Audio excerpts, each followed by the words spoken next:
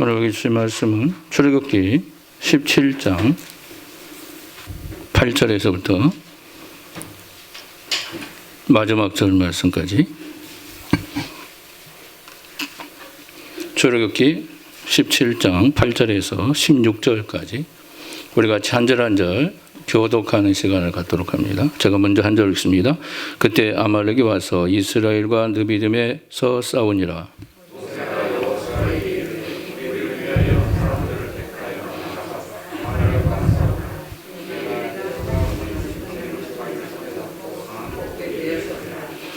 여호수아가 모세의 말대로 행하여 아말렉과 싸우고 모세와 아론과 훌은 산 꼭대기에 올라가서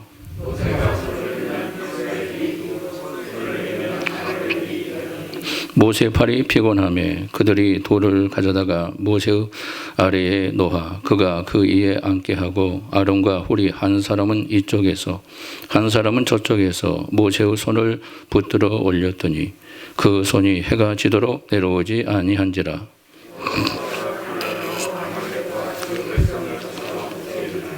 여호와께서 모세에게 이르시되 이것을 책에 기록하여 기념하게 하고 여호수아의 귀에 애워 들리라. 내가 아말렉을 없이 하여 천하에서 기억도 못하게 하리라. 같이 합니다. 이르되 여호와께서 맹세하시기를 여호와가 아말렉과 더불어 대대로 싸우리라 하셨다 하였더라. 아멘. 두 베츠라는 사람이 말하기를 역사의 교훈이라는 책에서 인류의 역사는 바로 전쟁의 역사라고 그렇게 말하면서 역사가 기록된 3, 4천 년 동안 전쟁이 없이 지난 날은 불과 268년밖에 없었다고 기록하고 있습니다. 독일의 철학자 칼 야스퍼스도 이렇게 말합니다.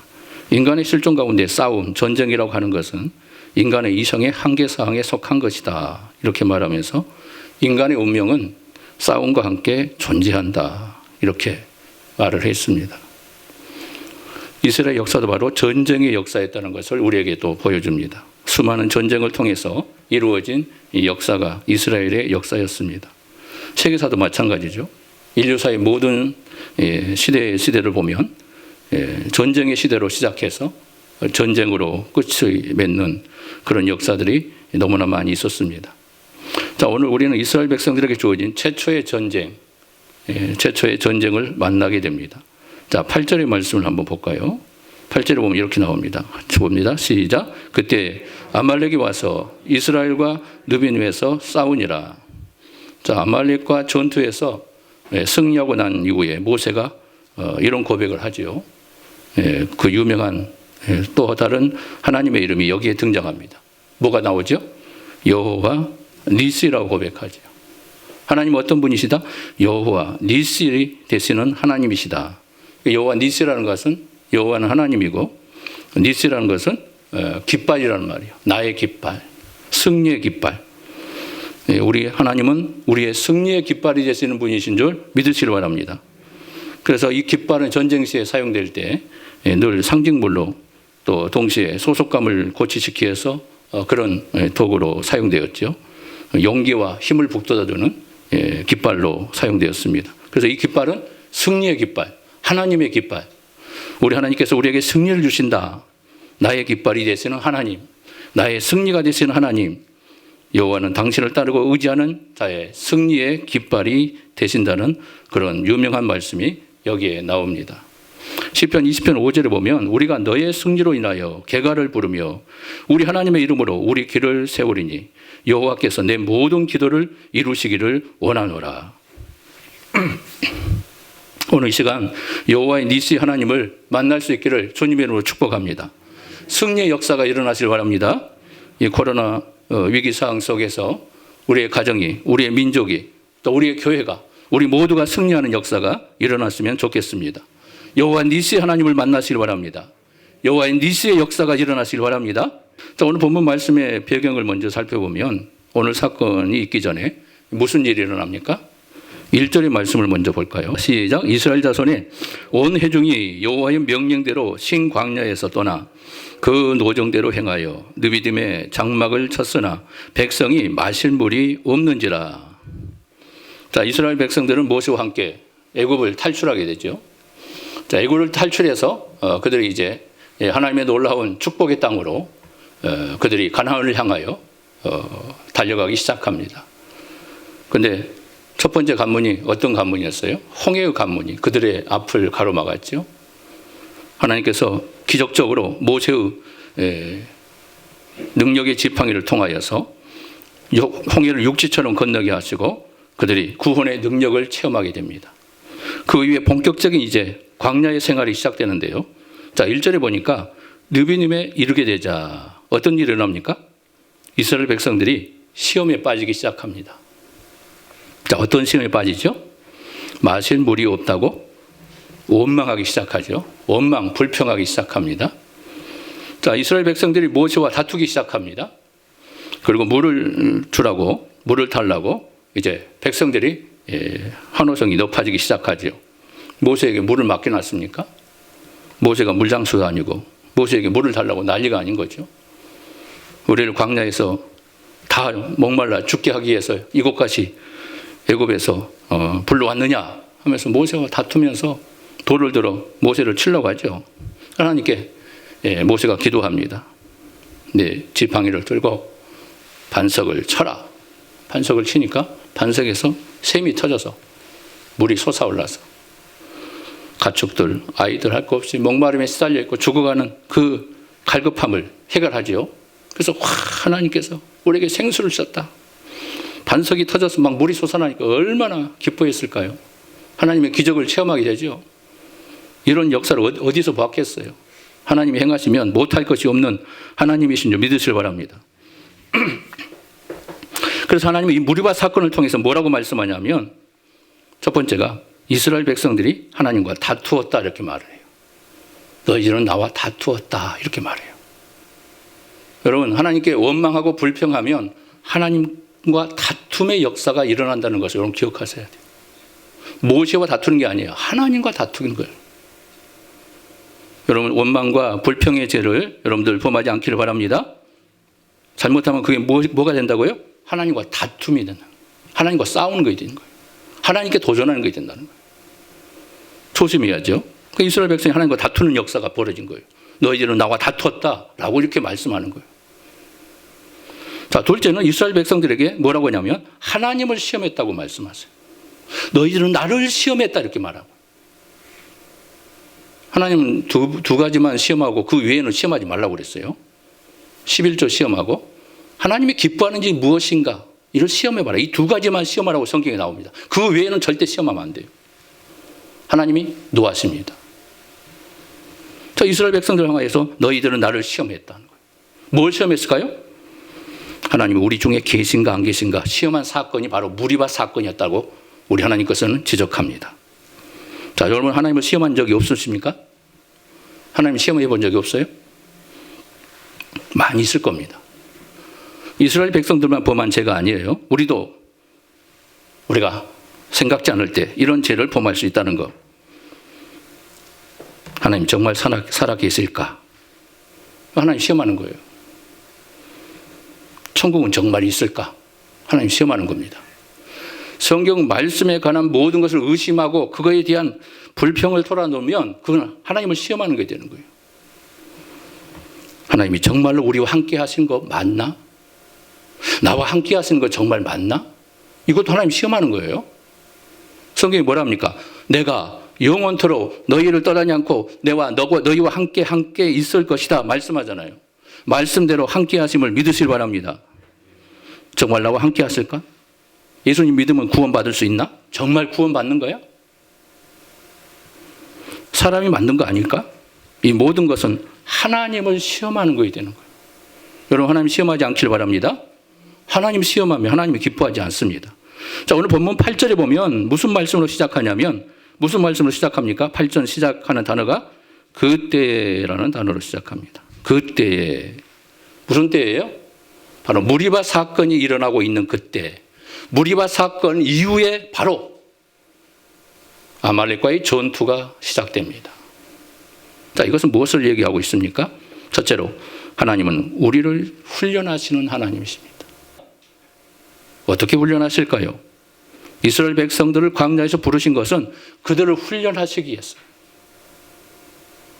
하나님은 우리가 하나님의 백성답게 살도록 훈련하고 계십니다. 믿음을 훈련시키고 있어요. 하나님 백성답게 사는 백성이 되기를 소망하면서 우리를 훈련하고 있다는 거예요. 나를 훈련하시는 하나님. 따라서 합니다. 하나님은 나를 훈련하십니다. 하나님 나를 훈련하고 있어요. 우리의 인생사를 통해서 크고 작은 사건들을 통해서 우리 하나님은 우리를 계속하여 훈련하십니다. 우리를 연단하십니다. 단련하십니다. 하나님이 기뻐하는 자로 만드시기 위해서 천국 백성으로 부족함이 없도록 우리 하나님은 지금도 나를 훈련하십니다. 우리의 삶 속에 찾아오셔서 우리의 가정을 훈련하시고 내 인생에 찾아오셔서 나 개인의 삶을 하나님이 훈련하십니다. 우리 하나님은 우리를 훈련시키고 계십니다. 그래서 우리는 훈련을 어떻게 해야 될까요? 훈련을 통과해야 할까요? 통과하지 말아야 할까요? 훈련 통과하다가 넘어져야 할까요? 시험에 빠져서 제약을 범해야 될까요? 어떻게 해야죠? 시험을 통과해야 돼요. 잘 통과하셔야 돼요. 자, 한번 이렇게 따라합니다. 우리 모두 하나님의 시험을 잘 통과합시다. 할렐루야.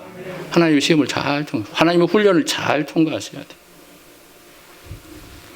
자, 올림픽 선수가 훈련하지 않으면 어떻게 될까요? 훌륭한 선수가 못 됩니다.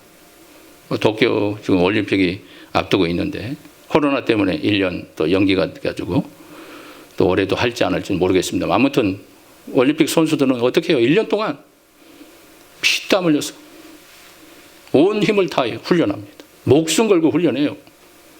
왜 그래요? 영광을 얻기 위해서. 승리의 영광을 얻기 위해서.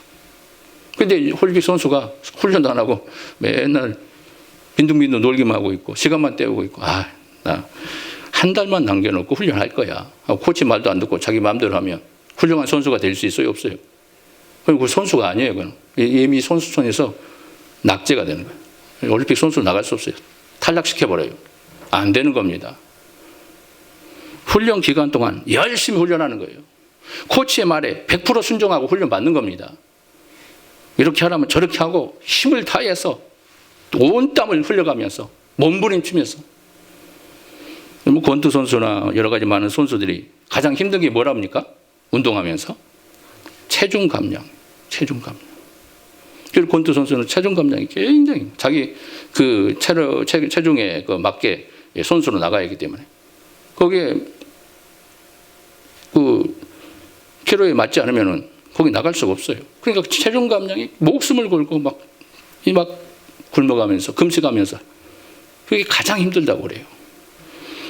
자, 아무튼 그들은 메달을 따기 위해서 좋은 성적을 얻기 위해서 힘을 다해 훈련합니다. 그래서 그들은 영광의 면류관을 얻게 됩니다. 자, 우리도 마찬가지예요. 믿음의 훈련을 잘 하셔야 돼요. 믿음의 훈련을 잘 받을 수 있기 바랍니다. 훈련을 받을 때 실수도 있을 수 있어요.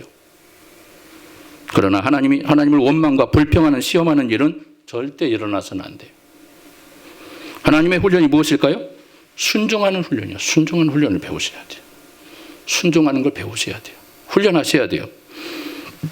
믿음으로 사는 훈련, 말씀대로 사는 훈련, 하나님이 기뻐하는 게 무엇인가를 배우는 훈련, 이런 훈련을 잘 하셔야 돼요. 광야 생활은 이스라엘 백성들을 훈련시켜서 가나안 땅, 축복의 땅, 적과 꼴이 흐르는 하나님의 그림자인 그 영광의 땅으로 그들을 인도하기 위해서 하나님께서 그들을 훈련시키는 거예요. 강하게 훈련시키는 거예요. 광야, 죽음의 땅이에요. 그들을 죽음의 땅으로 몰아넣는 것은 뭐예요? 그 죽음의 땅에서 훈련받아서 먹을 것이 없어요. 하루도 못 살아요. 물이 없어요. 어떻게 살아요? 근데 그들은 40년 동안 하나님의 축복 속에 40년 동안 그들은 거뜬히 살았어요. 옷이 한 번도 헤어지지 않고 옷을 갈아입지 않아도 옷을 빨지 않아도 그들은 옷이 헤어지지 않는 가운데 40년 동안 그 옷을 그대로 입었대요. 곰팡이도 안 피고 신발도 떨어지지 않고 하나님께서 그렇게 역사하니까 그들은 40년 동안 승리할 수 있었어요.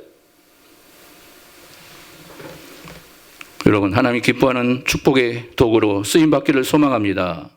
훈련을 잘 받으시기 바랍니다. 자, 오늘 말씀에 나온 아말렉과의 전투는 그럼 무슨 전투였을까요? 두 번째로 이 전투는 영적인 전투였다는 것을 우리에게 보여줍니다. 자, 아말렉 족속은 누구지요? 에서 손자 중에 아말렉이라는 사람이 있었어요. 그 사람이 족장이 되고 그 이름을 따서 아말렉 부족이 거기서 나오게 됩니다. 이스라엘 백성과 같은 형제의 부족입니다. 에서가 누구죠? 장자의 명분을 경솔히 여겨가지고 장자의 그 장자권에서 박탈된 사람 아닙니까? 메시아의 혈통에서 박탈된 사람이 에서입니다. 그래서 구원의 반열에 들어오지 못하고 그는 세상의 사람으로 대표적인 사람이 되어버린 사람이 바로 에서입니다. 다시 말하면 에서는 하나님의 백성으로 선택받지 못하고 누구의 후손이 돼요? 사탄의 후손이 되게 됩니다. 하나님의 구원의 자녀에서 떨어져 나가버린 자손, 구원의 반열에서 벗어나버린 후손들. 바로 이것은 아말렉 사람들을 통해서 누가 지금 역사하고 있습니까? 사탄의 후손인 아말렉 족속을 통해서 이스라엘 백성들을 흔들기 시작합니다.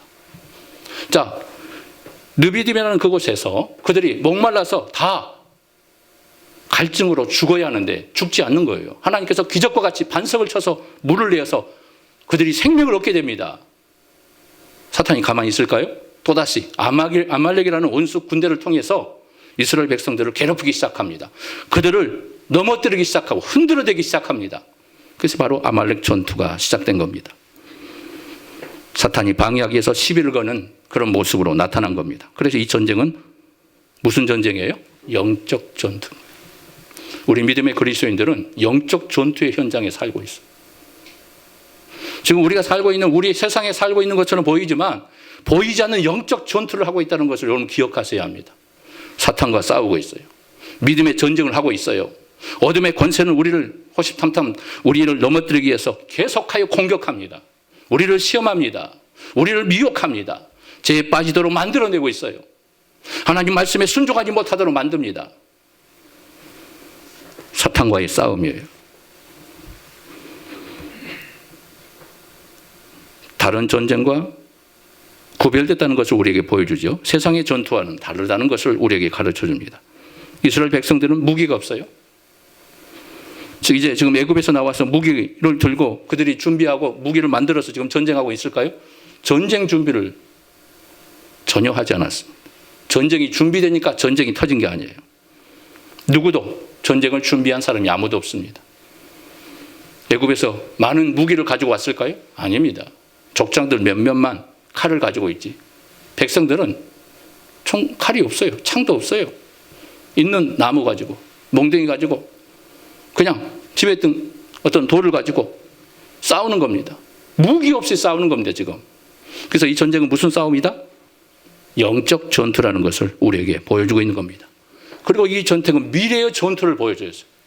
앞으로 미래의 전투, 가나안 땅에서의 전투, 이스라엘 백성들이 앞으로 하는 모든 전투는 누구의 전투다? 어떤 전투다? 영적인 전투라는 것을 보여주고 있어요.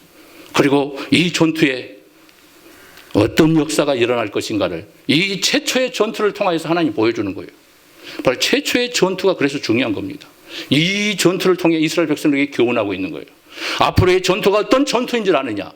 혈과 육의 싸움이 아니다. 무기로 싸우는 싸움이 아니다. 이것은 바로 내 싸움이다. 내가 싸우겠다. 이것은 바로 영적인 싸움으로 하나님이 싸우겠다고 말씀을 선언하는 거예요. 여러분, 영적인 전투에서 꼭 승리할 수 있기를 바랍니다. 우리의 싸움도 마찬가지예요. 세상과 싸움이 아닙니다. 영적 싸움.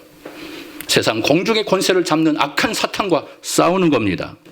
영적 전투에서 우리에게 무기가 없습니다. 인간의 무기로 싸우는 게 아니에요. 우리의 머리로 싸우는 게 아닙니다. 이것은 바로 영적 전투이기 때문에 영적 무기로만 싸울 수 있어요. 사탄과 싸우고 있는 거예요.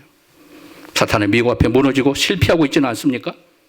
사탄의 시험 앞에 패배하고 있지는 않습니까? 하나님께 순종해야 할 우리가 사탄에게 순종하고 있지는 않습니까?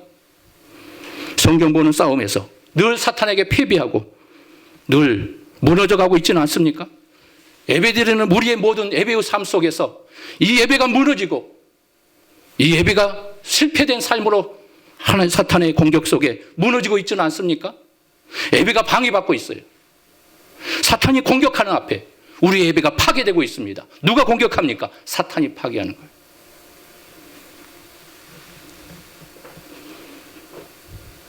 기도하는 시험에 시험을 기도하지 못하고 늘 패배하고 있지는 않습니까?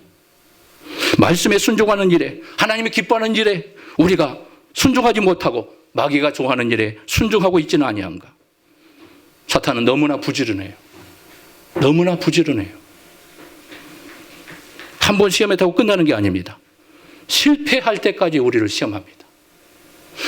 우리가 죽을 때까지 사탄은 우리를 공격합니다. 우리의 믿음이 식어질 때까지 사탄은 공격합니다. 하나님이 기뻐하는 일이 못하도록 끝까지 우리를 가로막습니다. 하나님께 헌신하지 못하도록 끝까지 방해합니다. 예배하지 못하게 방해하고 공격합니다. 하나님 말씀이 귀에 들이지 못하도록 끊임없이 우리를 방해하고 있습니다. 우리의 길을 가로막고 있어요. 이런 사탄의 공격 앞에 여러분 승리할 수 있기를 주님의 이름으로 축복합니다. 예수 이름으로 물러갈지어다. 나를 공격하는 어둠의 권세, 예배를 방해하는 어둠의 권세야, 나사렛 예수를 명하느니 물러갈지어다. 과감하게 물리치고 일어나서야 합니다. 승리하셔야 합니다. 세 번째는 이 전투의 무기가 무엇인가를 가르쳐 줍니다. 자, 세상의 전투는 전술이 필요합니다. 전쟁에 무기가 필요해요. 무기로. 요즘에 얼마나 무서운 무기들이 많이 발견돼요. 또 무기가 막 개발됩니까? 최첨단 무기들. 영화 속에 나오는 막 레이저가 이제 총알이 아니에요. 이제 레이저. 쏘면 이제 땅도 뚫어버리고 무서운 레이저가 나가는. 그래서 흔적도 사라져. 레이저 맞으면 그냥 재가 돼버려요. 맞는 순간 엄청난 무기들이 개발돼요. 상상을 초월합니다. 뭐 수소폭탄 말할 것도 없지요. 엄청나죠. 이 세상의 전쟁은 무기로 싸웁니다. 무기가 그 나라의 전투력을 가르쳐 줍니다. 그래서 그 무기가 얼마나 보유하고 있느냐에 따라서 그 나라의 전투력을 자랑해 줘.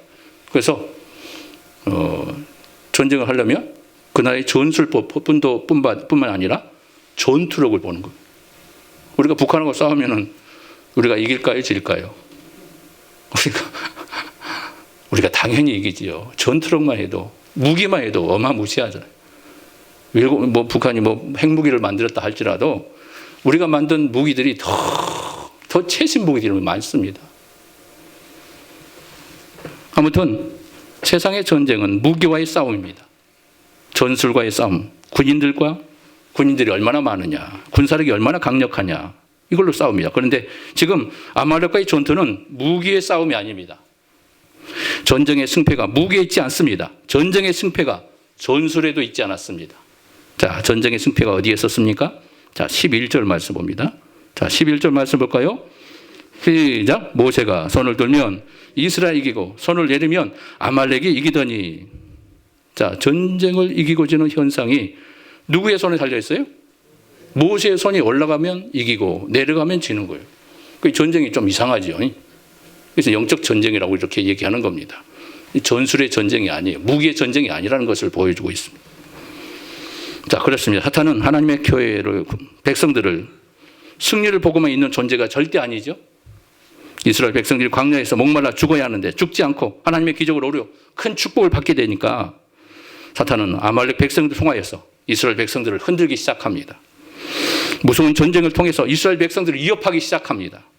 그래서 하나님께서는 이 전쟁을 영적 전쟁임을 선포하고 모세에게 산꼭대기로 올라가서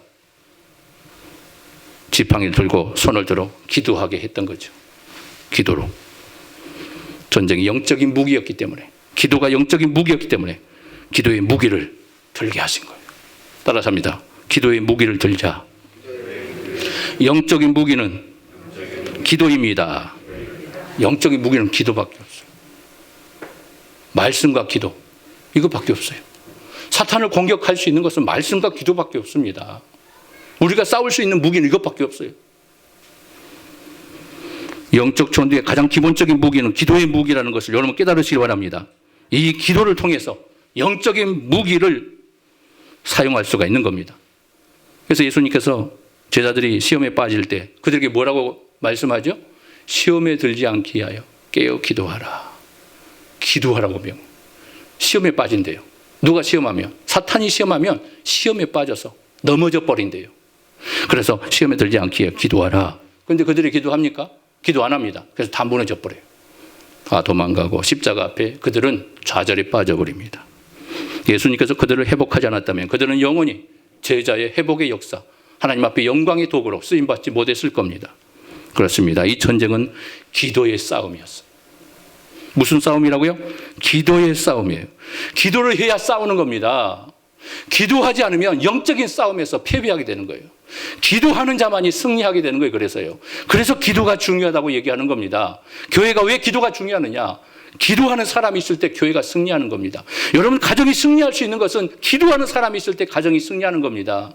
여러분들 인생이 승리하는 것은 내가 지혜롭고 내가 능력이 있어서 승리하는 것이 아니라, 내가 배경이 좋아서 승리하는 것이 아니라 기도의 무기로 싸울 때만이 승리하는 겁니다. 믿으시기 바랍니다. 기도할 때 능력이 하나님께서 우리의 도움이 되어 주십니다. 기도할 때 하나님의 능력이 나타나기 시작합니다. 영적인 문제들이 다 풀리기 시작합니다. 미혹의 영인 사탄의 역사가 소멸되기 시작합니다. 교회가 기도할 때 교회가 살아나는 겁니다. 우리의 가정이 기도할 때 우리의 가정이 살아나는 겁니다. 우리의 자녀의 미래가 밝아지는 것은 우리가 기도할 때 우리의 자녀의 미래가 활짝 열리는 줄 믿으시기 바랍니다. 여러분, 가정을 위해서 기도하면 사탄의 역사가 여러분의 가정을 공격하지 못하는 거예요. 기도가 무기니까. 여러분, 기도하지 않으면 사탄이 활발하게 움직여요. 활발하게. 더 강력하게 움직여요. 기도의 무기가 없으니까. 기도의 무기에 그들을 다스리는 역사가 없으니까 무기로 공격해 하는데 그들을 괴롭히지 못하잖아요. 기도하면 그래서 사탄이 무서워하는 거예요. 기도하는 사람 사탄이 그래서 무서워하는 겁니다. 자기들을 공격하니까 무서워하는 거예요. 기도 못하게 방해하는 겁니다. 교회 안에서도 하나님의 교회들이 기도 못하게 방해하는 겁니다. 사탄의 역사가 공격이 있어야 하기 때문에 우리가 기도하면 사탄은 맥을 쓰지 못해요. 수그러져 버려요. 우리가 기도하지 않으면 사탄이 활동적으로 움직여요. 너무너무 좋다고 움직이는 겁니다. 그래서 끊임없이 공격하는 거예요. 여러분, 가정을 위해서 기도할 수 있기를 바랍니다. 기도하면 사탄의 활동력이 축소됩니다. 그들의 움직임이 멈춰지게 됩니다. 기도하면 사탄의 권력이, 모든 세력들이 무너지게 됩니다. 자, 오늘 설교의 제목이 뭐죠? 오늘 설교의 제목이 무엇입니까? 한번 여쭤볼까요? 시작. 기도의 손을 들어라. 기도의 손을 들어라. 기도의 무기를 들라는 거예요. 기도가 무기니까 기도의 손을 들라는 겁니다. 여러분들 가정이 승리하기를 원하십니까? 우리의 교회가 승리하기를 원하십니까? 우리가 기도의 손을 들어야 돼요. 우리의 자녀들이 승리하기를 원하십니까? 우리의 부모들이 기도의 손을 들어야 합니다.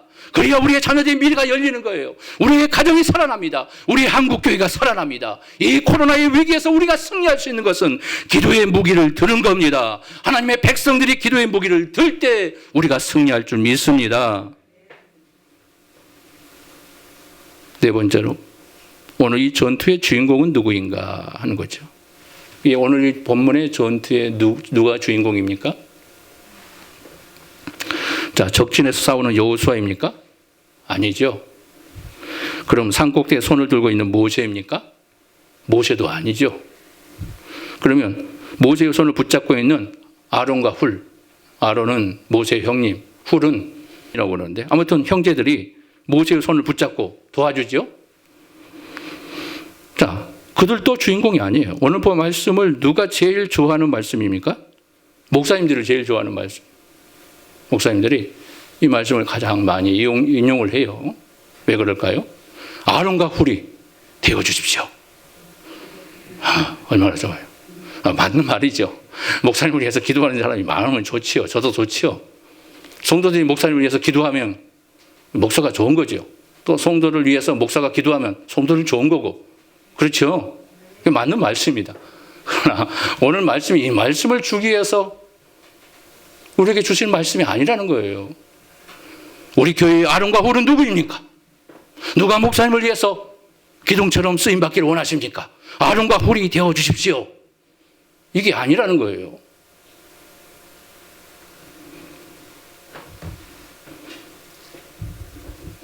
목사님 힘들지 않도록 아론과 훌처럼 목사님을 위해서 옆에서 협력하는 자가 필요합니다. 아론과 홀이 되어서 하나님 앞에 쓰임받기를 소망합니다. 아멘은 얼마나 은혜 받아요. 자기가 아론과 홀이 되기 위해서. 우리 교회는 아론과 홀이 없습니다. 누가 아론과 홀이 되렵니까? 이게 아니에요. 아론과 홀처럼 기둥처럼 쓰임받는 성도가 되기를 원하는 게 오늘 본문의 말씀이 아니라는 겁니다. 모세가 그런 의도로 산 꼭대기에 올라갔다면 모세는 교만에 빠진 거예요. 내 손을 붙들어줘 빨리. 왜 손을 안 붙들고 가만히 있는 거야? 아론과 홀 빨리 붙들어. 이렇게 요구하지도 않았어요. 모세는 그는 전혀 그런 생각이 존재하지 않았습니다. 자랑하는 설교, 목사 중심으로 하는 설교, 사람이 중심이 되는 설교, 하나님 기뻐하지 않아요. 성경 어느 곳을 찾아봐도 사람이 중심이 되는 말씀은 하나도 없어요. 오직 하나님께만 영광, 할렐루야. 오직 예수 그리스도께만 영광. 사람을 위해 설교하는 설교는 설교가 아니에요. 하나님 기뻐하지 않아요. 사람이 드러나는 것은 하나님이 기뻐하지 않는 설교입니다. 사람을 자랑하고 사람을 높이는 것은 누가 잘해요? 이단 교주들이 잘해요. 교주들이 자기가 왕이니까, 자기가 하나님이니까 높임 받으려고, 나를 높이라고, 내가 하나님이니까 나만 높이라고 얘기하지요. 사람이 중심이 되는 말씀은 성경에 한 군데도 존재하지 않습니다. 오직 하나님께만 영광을 돌리시기를 바랍니다. 오늘 말씀의 주인공은, 오늘 설교의 주인공은 누구입니까? 하나님이죠, 하나님. 자, 9절 말씀 봐요. 자, 9절 볼까요? 시작. 모세가 여호수아에게 이르되 우리를 위하여 사람들을 택하여 나가서 아말렉과 싸우라. 내가 하나님의 지팡이를 손에 잡고 산 꼭대기에 서리라. 자, 보세요. 모세가 지금 뭐라고 얘기합니까? 내가 손을 들리라. 모세가 지금 이 싸움이 무엇인가를 정확하게 알고 있는 사람이었어요. 모세가 교만하지 않았습니다. 내가 손을 들 테니까 너희들은 앞에서 싸우기만 해라. 지팡이를 향해서 뭐라고 얘기합니까? 그 지팡이가 뭐라고 얘기해요? 내 지팡이가 아니라 누구의 지팡이? 하나님의 지팡이라고 얘기합니다. 누구를 강조하고 있어요? 하나님을 강조하고 있어요. 내 지팡이를 들 테니까 너희들은 싸워라. 그래야만 승리할 것이다. 이렇게 말하지 않았습니다. 하나님의 지팡이. 모세도 하나님의 지팡이를 정확히 알고 있었습니다. 지팡이를 통해서 누구를 보여줍니까? 하나님을 보여주고 있어요, 지금. 모세 손만 올렸다면 모세의 손이 능력의 손이라고 생각했을 거죠. 모세의 손만 올리지 않았어요. 지팡이를 잡고 올린 거예요. 모세의 손만 올렸다면 어떻게 됐을까요? 백성들을 향하여 내 손을 들면 이기고 내 손이 내리면 진다, 실패한다. 이 전쟁의 승패는 내 손에 달렸다. 백성들아 보아라. 내 손에 얼마나 능력이 많은 줄 아느냐. 모세가 이렇게 생각했을 겁니다. 근데 아니에요. 내 손이 아니라 내 손에 뭐가 있어요? 하나님의 지팡이가 있었던 거예요. 교만할 이유가 없어요. 사람을 자랑할 이유가 없는 겁니다. 사람의 손에 능력이 있는 것이 아니라 하나님의 능력이 나타나고 있다는 걸 보여주고 있는 거예요. 모세도 그걸 알았어요. 내 손이 들려지니까 내 손에 능력이 있다가 아니라 하나님의 지팡이에 능력이 있습니다. 이렇게 보여주고 있는 거예요. 누가 싸우고 있는 거예요? 이스라엘 백성에게 누구를 보여줘요? 하나님이 지금 싸우고 있다. 능력의 지팡이를 들고 하나님을 향하여 우리 하나님 도와주세요. 능력의 지팡이를 듭니다. 하나님의 지팡이를 들겠습니다. 하나님 역사하여 주시옵소서. 모세가 그렇게 기도하는 겁니다. 지금 아말렉과 전투, 이스라엘 백성들이 지금 최초의 전쟁이라고 했어요. 앞으로 모든 전투는 내가 싸우겠다. 내가 싸울 것이다. 이것을 지금 보여주고 있어요. 전쟁에 능하신 하나님의 모습을 지금 보여주고 있습니다. 지금 모세가 산꼭대기에 올라가서 지팡이를 하나님을 향하여 상징화된 하나님의 임재의 모습을 보여주고 있는 겁니다. 하나님의 모습을 보여주고 있어요. 하나님의 깃발을 지금 지팡이를 통해서 보여주고 있는 겁니다. 하나님의 깃발, 승리의 깃발을 상징화된 이 지팡이를 통해서 하나님의 모습을 보여주고 있는 겁니다. 지금 온 이스라엘 백성들이 무엇을 보고 전투합니까? 모세를 보고 전투하고 있어요?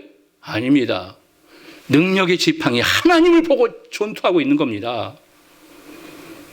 지팡이가 애굽에서 어떤 역사를 일으켰어요? 나일강을 치니까 피로 변해버려.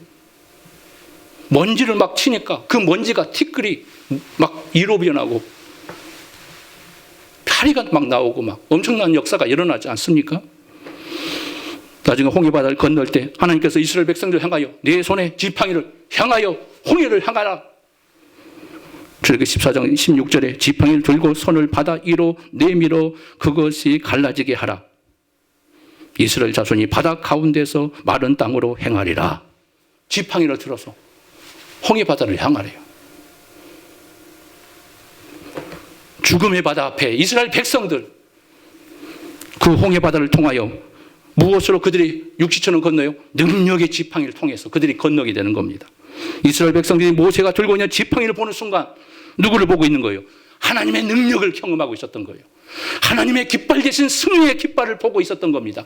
그래서 승리의 깃발이 올라가면, 능력의 지팡이 하나님의 깃발이 올라가면 승리하는 겁니다.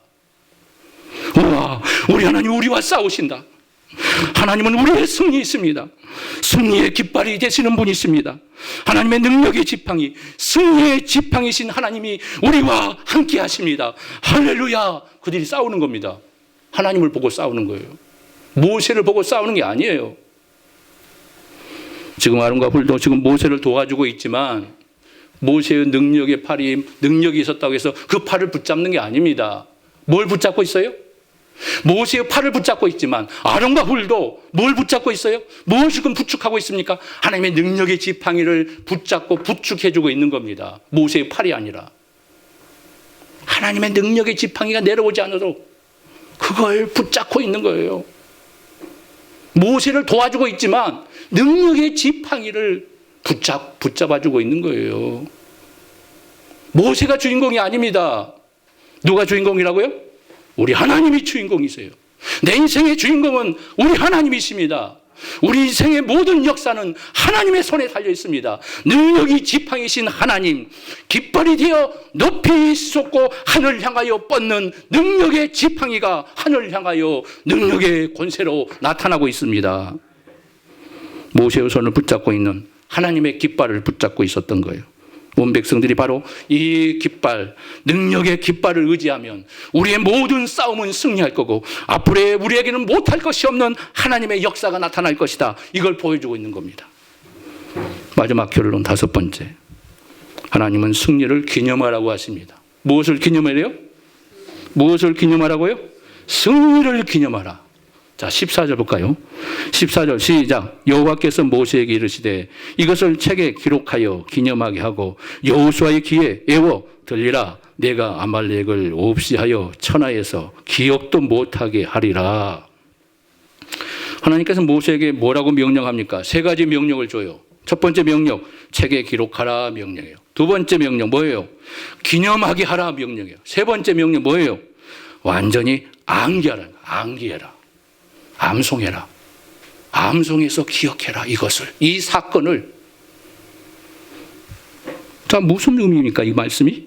이것은 너희들만 기억하고 생각하지 말고 오늘 이 놀라운 하나님의 승리를 대대로 기억하게 해라. 너희 자손들까지 기억하게 만들어라. 자자손손 기억하게 하라고 명령하고 있습니다. 너희 후손들도 잊어보지 말고 이것을 기념하게 해라. 그들도 암기해서 영원히 기억하여 간직하게 만들어라. 하나님이 명령하고 있는 겁니다. 자, 15절에 보면 무슨 말씀이 나와요? 자, 15절 볼까요? 모세가 제단을 쌓고 그 이름을 여호와 니시라 하고. 우리는 늘 쉽게 모든 것을 잊어버려요. 하나님의 역사를 잊어버리고 하나님의 응답의 체험을 쉽게 잊어버려요. 하나님의 은혜의 역사를 우리 마음속에 간직하고 은혜를 경험했던 그 모든 것을 쉽게 잊어버립니다. 그래서 하나님께서 기억할 것을 명령하고 있습니다. 기억해야 한다. 하나님의 응답과 축복을 계속해서 기억할 필요가 있는 겁니다. 하나님이 주신 승리의 역사가 다시 기억해 낼 수 있어야 합니다. 그래야 다시 승리의 삶을 회복할 수 있기 때문입니다. 모세가 제단을 쌓았다는 건 뭡니까? 하나님께 감사 제사를 드렸다는 거예요. 감사, 감격의 감사 제사, 감사의 예물을 드렸다는 거예요. 오늘 이 시대는 감사가 메말라 버린 시대입니다. 감사가 메말라 버렸어요. 하나님께 감사함이 없습니다. 감사 예배, 감사 예물을 드려야 합니다. 모세는 그 예배를 드리면서 제단을 쌓고 하나님 앞에 감사의 제물을 드리고 있습니다. 너무너무 감격해서 하나님 감사합니다. 기념하게 하신 하나님 말씀 순종하겠습니다. 이것을 예배로 제단을 쌓고 하나님께 감사의 제물을 드리고 감사의 제사를 드렸던 겁니다. 여러분 자녀들에게 감사를 가르칠 수 있기를 바랍니다. 감사를 가르쳐야 돼요. 자녀들에게 이것이 신앙교육이에요. 신앙교육이요. 감사를 가르치십시오. 감사가 무엇인가를 가르쳐야 돼요. 옛날 우리 손조들은 뭐예요? 조그마한 감사가 있어도 예물이 많고 적음이 아니라 정성 다해서 감사 예물을 드렸어요. 자녀들이 그걸 보고 배우는 거예요. 부모가 감사하는구나. 이렇게 감사 예물을 드리는 거구나. 이게 교육인 거예요. 하나님을 기억하는 게 다른 게 아닙니다. 감사하게 만드는, 감사 예물을 들어보게 만드는 거예요. 훈련하는 겁니다. 그래서 그들의 내리 속에 이게 감사구나. 입술로는 얼마든지 감사할 수 있어요. 100번, 1000번, 10,000번 감사해야지요. 우리가 예물을 드려 정성을 드려 감사의 제사를 드릴 때 내 마음이 같이 가는 거예요. 내 마음이 들어지는 겁니다. 가르쳐야 돼요, 자녀들에게. 기념하라고 말씀하잖아요.